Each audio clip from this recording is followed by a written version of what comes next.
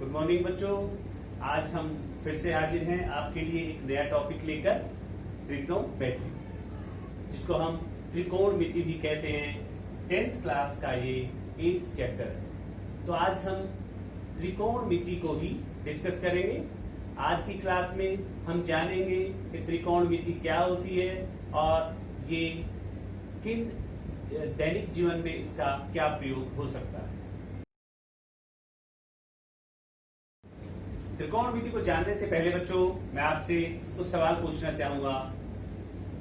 बताइए बच्चों, ये किस तरह के त्रिभुज है? जी हाँ, ये समकोण त्रिभुज है। समकोण त्रिभुज बच्चों किसको कहते हैं? कौन सी त्रिभुज समकोण त्रिभुज होती है? जी हाँ, जिस त्रिभुज में एक कोण समकोण होता है। समकोण का मतलब एक कोण 90 डिग्री का होता है, उस त्रिभुज को हम कहते हैं समकोण त्रिभुज। हाँ, अब एक चीज और बताइए, अगर आप कुतुब मीनार के पास खड़े हैं तो क्या आप वहां पे एक समकोण त्रिभुज की कल्पना कर सकते हैं? हाँ, वहां पे बच्चों एक समकोण त्रिभुज बन सकती है। अगर मैं कहूं बिना नापे क्या आप कुतुब मीनार की ऊंचाई को निकाल सकते हैं? जी हाँ, ये भी बच्चों संभव है, और ये तभी संभव है जब हमें त्रिकोणमिति का ज्ञान। तो त्रिकोणमिति की सहायता से बच्चों हम बिना नापे कुछ दूरियां निकाल सकते हैं, कुछ ऊंचाइयां निकाल सकते हैं और कुछ लंबाइयां निकाल सकते हैं। त्रिकोणमिति को जानने से पहले, त्रिकोणमिति को जानने से पहले बच्चों हम समकोण त्रिभुज को जानेंगे। इसमें बच्चों 3 भुजाएं होती हैं। एक कोण 90 डिग्री का होता है। 90 डिग्री के सामने वाली भुजा को बच्चों हम कर्ण कहते हैं। नीचे वाली भुजा आधार होती है, और जो 90 डिग्री का कोण बनाती है, वर्टिकल रेखा भुजा जो है, उसको हम लंब कहते हैं। अगर हमें समकोण त्रिभुज की किन्हीं 2 भुजाओं का पता है तो हम बच्चों तीसरी भुजा निकाल सकते हैं। उसके लिए हमें पाइथागोरस प्रमेय का प्रयोग करना पड़ेगा। पाइथागोरस का प्रमेय का प्रयोग करके बच्चों हम किन्हीं 2 भुजाओं का पता है तो हम समकोण त्रिभुज की तीसरी भुजा को निकाल सकते हैं। ट्रिग्नोमेट्री का मतलब है बच्चों ट्राइगोनोमेट्री। ट्राई मीन्स 3, गोनो मीन्स भुजा, और मेट्री का मतलब होता है माप। 3 भुजाओं का माप, मतलब त्रिकोणमिति जो है वो 3 भुजाओं के माप के ऊपर आधारित है, या मैं कहूं इनसे संबंधित जो ज्यामिति है उसको हम त्रिकोणमिति कहते हैं। तो बच्चों चलिए अभी हम त्रिकोणमिति के कुछ बेसिक कंसेप्ट समझते हैं। त्रिकोणमिति में बच्चों 3 भुजाओं के अनुपात होते हैं। सबसे पहले मैं आपको बताना चाहूंगा कि अगर त्रिभुज ABC है, इसमें हमने अगर कोण C को हमने नाम दे दिया थीटा, तो इसमें जो त्रिकोणमिति अनुपात होते हैं, सबसे पहला अनुपात होता है साइन थीटा।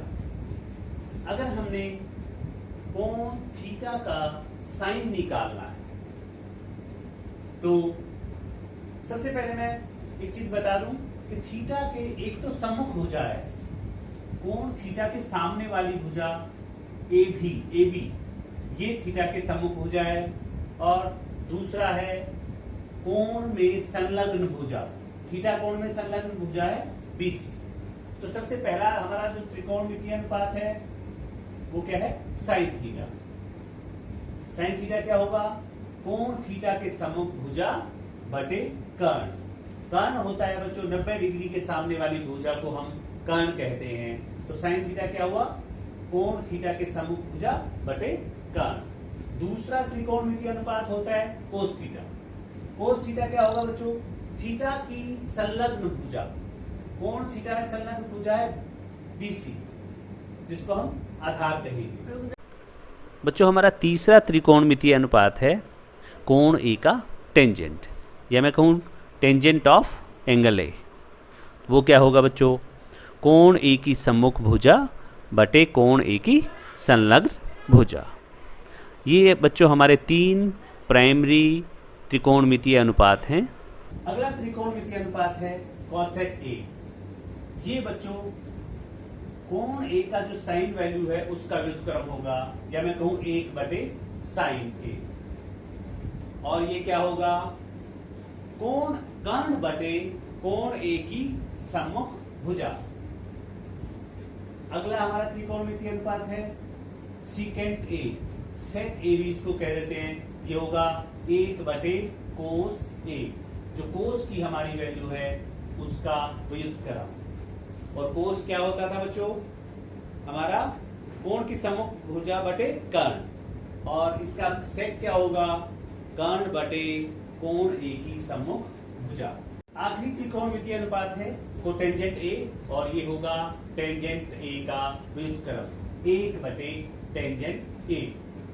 तो ये हमारे कुल 6 त्रिकोणमितीय अनुपात हैं, साइन ए, कोस ए, फिर हमारा टेंजेंट ए, उसके बाद कॉसेक ए, सेक ए और कोण ए।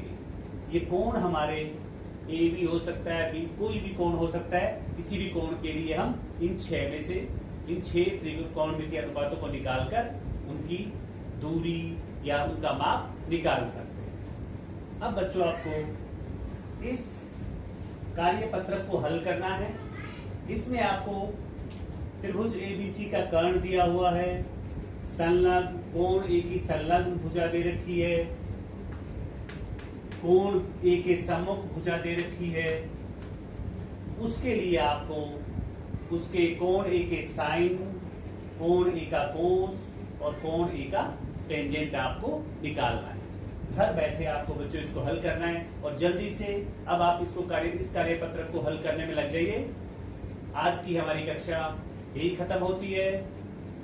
जय हिंद।